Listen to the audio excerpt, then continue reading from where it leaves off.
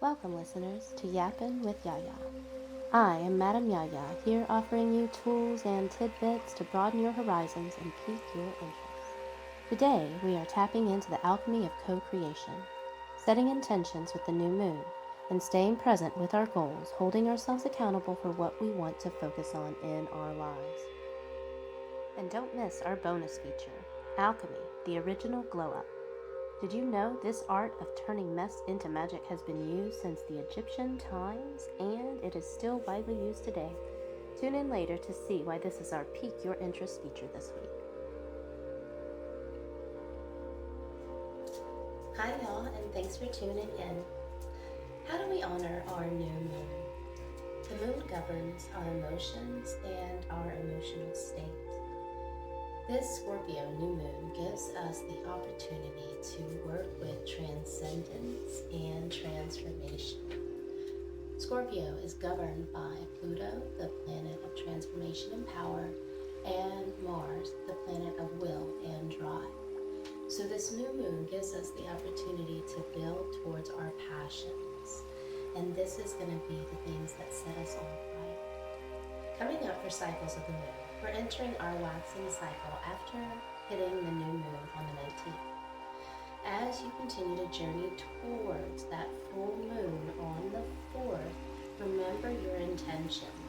This is your homework, to write down the intentions that you're setting here today, and then to take time this week and the next as we're building to that full moon on the 4th, to take time to daydream, to plan, and to work towards those goals. Alright, check out the slide next to give you some ideas on when you can draw in that energy from the current sign that our waxing moon falls under over the next couple of weeks.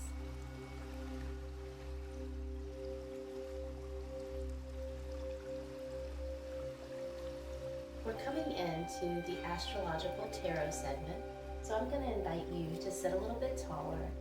Take a deep breath and focus on your intentions for this new moon. Alright? Going through our cards astrologically can give you some insight on what you need to build or what kind of energy to pull in to help you build for this new moon intention. So take a deep breath and, like I said, sit a bit taller, think about that intention. I'm going to start to pull cards, and I'm also going to invite you to consider taking some time with me after the reading for a small guided meditation to help you really sit with that intention and what the card had to say for you, okay? Let yourself ask, where does your focus need to be? All right, Aries, what comes up for you today is going to be the Emperor. All right, the Emperor brings initiative and authority to any situation. The Emperor likes to feel respected. The Emperor likes to be in charge. And the Emperor takes a pretty good stance when they are feeling respected. So if you're feeling disrespected in any way in the intentions you're trying to build, pay attention to those areas where you feel disrespected. And if you are feeling like you need to get a little bit more respect in certain areas, start thinking about ways, daydreaming, planning, and how you can start to build more of that in your life currently. All right, next is going to be the sign of Taurus. So Taurus, what do you need to focus on? All right, we are going to give you the card of the Chariot. The Chariot for Taurus, all right? Taurus, the Chariot brings you energy of being able to take charge in a way like you may not have in the past. The Chariot says, are you going to let yourself be taken under, or are you going to rise above? Steer your life in the direction you want it to go. All right, Gemini's coming up next. Gemini, you are also getting the Chariot. I love that because I always put my cards right back in the middle of the deck, y'all. So the Chariot is also for the sign of Gemini. Remember, take charge of your life and steer in the direction you want to go. All right, the next sign that's going to come up today, where does your focus need to be, Cancer? Cancer, you are going to get the King of Pentacles, all right? The King of Pentacles is a great energy to bring forth because it talks, especially when talking about setting intentions, it says get your home straight, get your things straight in the sense of your health, your finances. How can you budget better to start attaining the things that you're wanting to, in the sense of the intentions that you're setting now? Setting new habits and routines when we're thinking about health kind of goals, and really when we're thinking about building, so much in our life depends on those things as our solid foundation. So the next sign that's going to come up is Leo. Leo, we're going to ask, where does your focus need to be? Strength. Leo, the sign that I'm getting for you is strength. So remember that our strength comes in our strength comes in reserves. Okay, reserves in the sense of, like, sometimes we might feel like we don't have a whole lot of it, but we still do. And it's important to remember that sometimes that strength is just kind of not letting ourselves take any action, just taking a step back until we can replenish ourselves. All right, Virgo is going to be the sign next. Where does your focus need to be, Virgo? And I'm getting 10 of Wands for you. So the 10 of Wands is a great card because it talks about getting rid of the things that are weighing you down, right? And the new moon gives you the opportunity to start setting things in motion. What things are weighing you down? You do not have to change anything yet, Virgo. All you have to do is let yourself think about it. Daydreaming, how would things be if you weren't so weighed down, if you didn't feel weighed down? You don't need to know how to get there yet. Sometimes we don't know how to get there. And then let yourself daydream and plan and see if you can't start building towards that, all right? Libra is next. Where does your focus need to be, Libra? We are going to get the 3 of Swords. Oh, that 3 of Swords is a little heavy for us, Libra, because the 3 of Swords generally represents painful separation and sorrow. This can also represent a time when you can try to stay optimistic for what could be in the future. Okay, so Scorpio is going to be next. Scorpio, we're going to see where your focus needs to be. And the 10 of Swords comes up for you, Scorpio. All right, Scorpio is a card of this is a card that is a hard one to pull too, because it is another swords. A lot of the swords are pretty hard to pull. 10 of Swords generally represents feeling like you have been stabbed in the back, feeling like things have come to ruin. But it is also a great card that represents the end of a negative cycle. So take note of that. If you are feeling like you are almost there, or if you have been feeling like that is something you've been going through, take note as you build with those intentions at heart, knowing that you are also in a state of recovery. All right, Sagittarius, we're going to see where your focus needs to be. We are going to get the 4 of Wands. The 4 of Wands is a card that represents completion. It is the card that says you are going to make plans, you are going to build on them, and you are going to remember that they don't always come out according to plan, even when you set those things in motion. But completion still has the opportunity to exist when we look for opportunities to continue to get there. It can be hard sometimes whenever we're putting those things in motion, when things don't go according to plan, but try to remember that that is part of your intention, and the energy that's coming in to help you with those intentions is here to remind you. All right, Capricorn, you are next. Where does your energy need to be and focus need to be? And this is going to be the King of Swords. All right, Capricorn, King of Swords says, put your thoughts into motion. Get clear on what it is you are wanting to say, to communicate, and how you're wanting to act. This does not necessarily mean you need to act right now, but it does mean that you need to start thinking about how you're going to do so and the best possible way to do so, so that way you don't get on that tail end or that opposite end of that King of Swords and get that malicious energy, bitterness going on that none of us want to have to deal with, right? So that's the next one. The Aquarius is next. All right, Aquarius, where does your focus need to be? And we are going to go with the 5 of Wands. The 5 of Wands is a great card here, as it represents our ability to withstand conflict and competition. Sometimes we can get into spaces where we avoid conflict, and sometimes we get into spaces where we might have to express conflict or be part of the conflict, and it can be challenging. And when we notice those kind of imbalances within, or those kind of turmoils that's going on within, it can be hard to figure out what you're supposed to do. Well, the Five of Wands gives you the energy to recognize when you need to act and when you need to take a step back and let yourself reshift. So take note of that, Aquarius, that you do have that energy coming in to support you if you are feeling any kind of conflicting things going on. Pisces is going to be next. Where does your focus need to be, Pisces? We got the Queen of Wands coming up for you, Pisces. The Queen of Wands is all about charisma and action and following your passions. She is beautiful, and she enters a room and she says, "See me," and everyone does.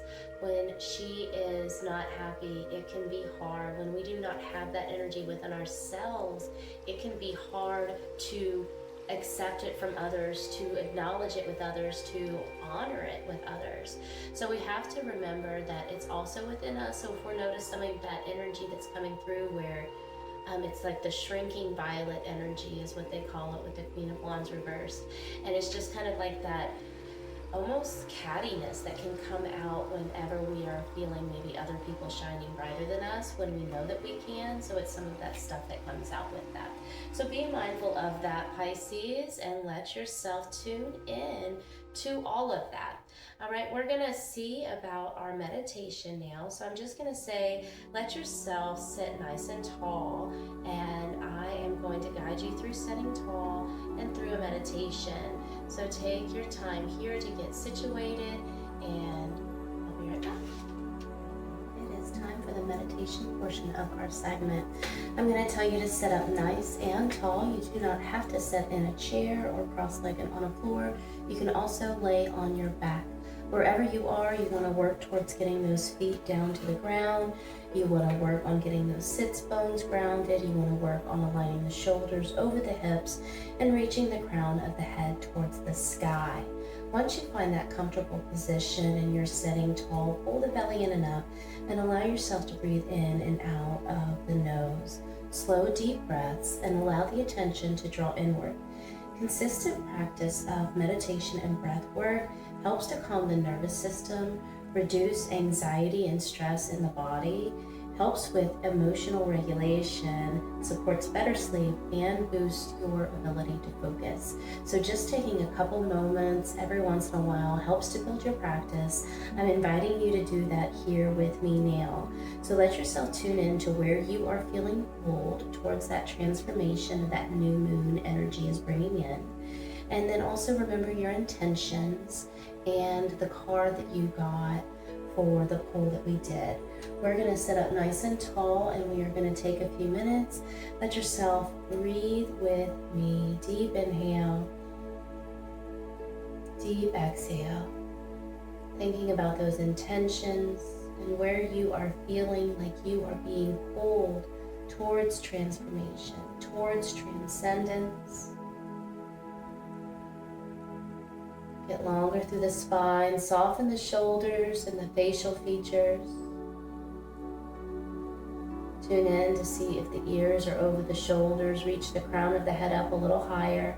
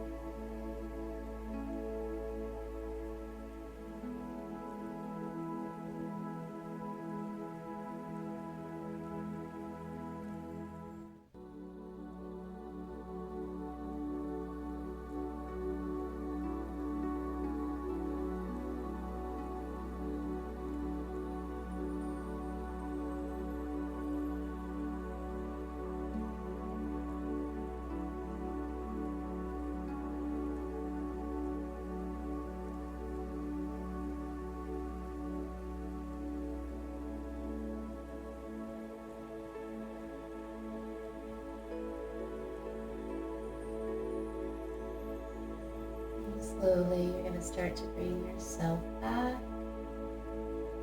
Let yourself shake it out a little bit and take a moment to settle, right? Thank you for joining me in meditation, and welcome to the bonus feature of our segment, Alchemy, the original glow up. As early as the Egyptians, alchemy has been used as a tool to help with inner growth and not just metalworks. In the Egyptian Book of the Dead, we hear about confronting the shadow, passing tests, and reintegrating things that we have learned from transmutation. Today, alchemy shows up in a lot of the metaphysical realm. It involves taking conscious action towards the desires aligned with our soul purpose. And our purpose is identified by how our actions make us feel. Do we feel drained? Do we feel energized? And then our journey requires us following where our passions lie and fine-tuning them. This is the art of alchemy. Paulo Coelho wrote in his book, The Alchemist, to realize one's destiny is a person's only real obligation. This doesn't mean that you're meant to feel pressured to do anything or that you're supposed to have some crazy magical destiny. Just being you is the destiny, right? Finding what makes you happy in your life and going towards the things that you want to do. It could be sitting on the couch watching a movie with your family. If you are feeling that overwhelming sensation within you that you are where you're meant to be, that's what the alchemy is, right? It is letting yourself tune into more of that in your life by following the things that you're passionate about. All right, so it can be hard to put energy towards something that you feel more drawn to when you haven't had a chance to really figure out what it is, right? Or if you feel like you're being pressured to do something that you don't really want to do to begin with. It's about getting clear for you, all right? And let's not forget what Prince said, may he rest in peace. The voice you hear is the alchemy of your mind. Seriously, our thoughts and where we actively place our intentions gives us the chance to transform and the opportunity to make more gold in our lives. Have you experienced alchemy? When something heavy comes on us, we have the chance to transmute it. So if you have a story to share, if you've transmuted energy into light, if you have witnessed alchemy in your life, I would love to hear about it. If so, feel free to shoot me a DM or leave a comment to share. Keep yapping with me, y'all, and don't forget to subscribe, leave a review, follow, and share. Growth takes time and it takes a village. Thanks for tuning in, and remember, transformation happens through conscious alchemy. See you next time. Tune in next week to hear all about how you can activate your journey with the waxing moon, balance your chakra system, and master the art of edging. Yep, you heard me. Tune in next week, y'all. Have you been wanting to start the journey of discovery? I'm offering a new service called You Aim, You Achieve. This bi-weekly meetup offers you the chance to stay aligned with a current goal. Shadow work requires us getting a bit more honest with ourselves sometimes when we are noticing blocks or feeling stuck. The structure and support of this service provides you accountability and discovery as we work to find the tools that work best for you. If you are interested, just DM me. Thanks again, y'all, for tuning in, and I hope you have a great day. And remember, transformation happens through conscious alchemy.